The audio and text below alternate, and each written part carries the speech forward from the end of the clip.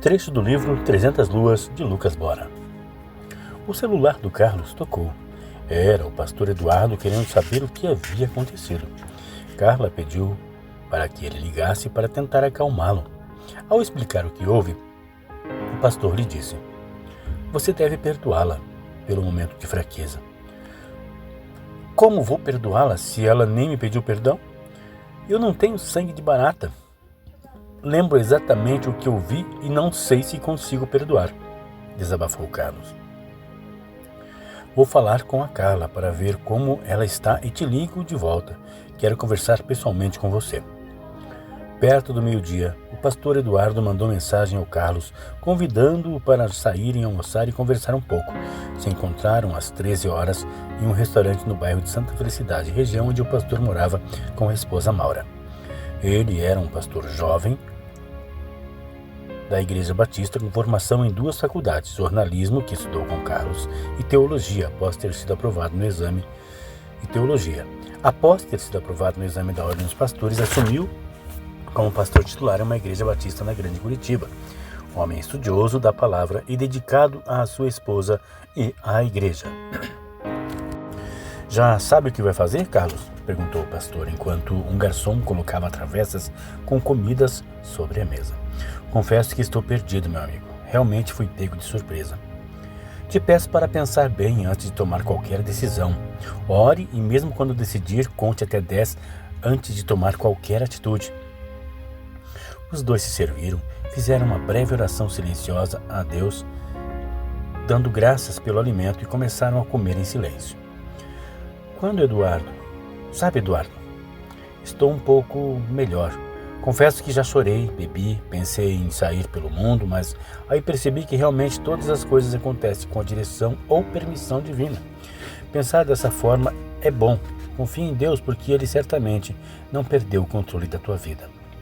Amanhã de manhã vou até o jornal levar meus documentos para fazer o acerto e estou pensando em ir acampar na Serra da Graciosa, fazer uma busca por informações sobre uma carta que recebi de um jornalista recém-falecido. E quando está pensando em ir? Penso em me preparar nos próximos dias e sair na sexta-feira bem cedo. Estou de férias a partir dessa semana. O que acha de relembrarmos nossos tempos de juventude? Perguntou Eduardo. Seria interessante, meu amigo. E o que sua esposa vai achar disso? Creio que não irá se incomodar. Ela está pensando em visitar a mãe em São Paulo por alguns dias. Então, é o seguinte. Vamos fazer uma visita à Serra da Graciosa. Preciso confirmar alguns boatos de que em pleno século XXI existe uma vila isolada no pé da serra que não conhece as tecnologias e culturas de nossos dias. Com isso, tiro um pouco dos últimos acontecimentos da cabeça, mesmo crendo que isso tudo é criação da mente daquele jornalista. Então vamos fazer uma viagem investigativa. Gosto da ideia. Como nos velhos tempos de faculdade, falou Carlos, com um sorriso. O primeiro sorriso depois de grandes decepções de uma vida. Após almoçarem, eles se sentaram em um banco no jardim do restaurante, conversaram por quase 1 hora e partiram para suas casas para dar início às preparações para a aventura. Carlos, dirigindo devagar com seu carro, se deu conta de que havia um novo normal.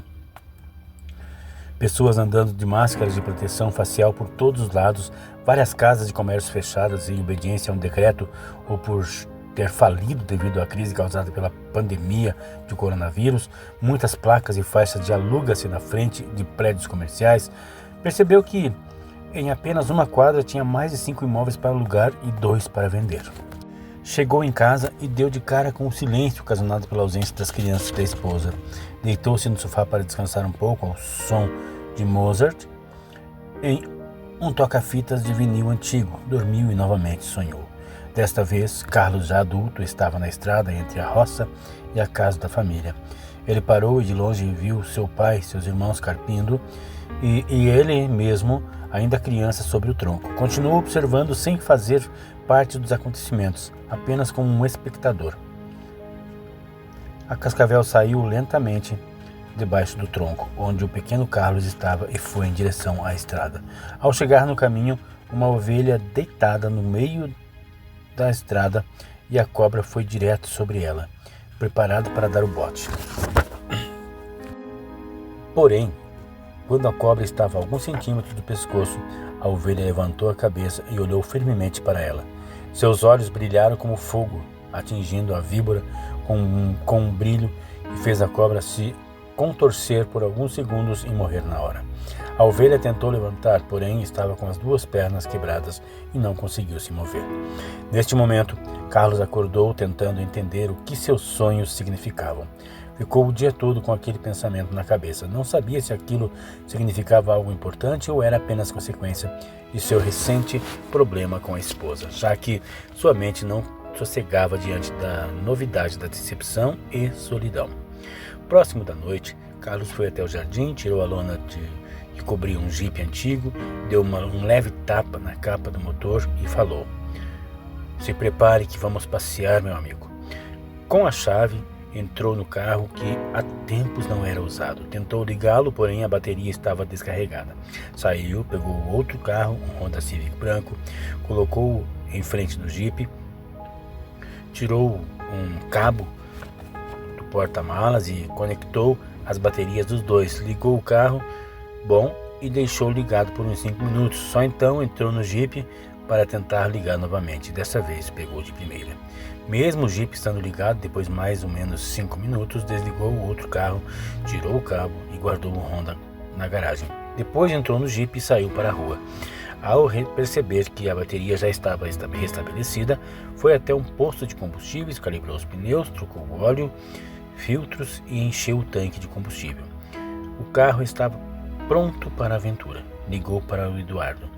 "O que acha de nos reunirmos para uma pizza antes da viagem?" "Vou ser sincero com você, Carlos. Hoje não estou podendo. Decidi jejuar com foco na nossa viagem, pois precisamos estar sob os cuidados de Deus." "Entendo", falou Carlos. "Então almoçamos amanhã para acertarmos os detalhes da viagem." "Sim, almoçamos amanhã no mesmo restaurante." "Beleza, abraço e até amanhã."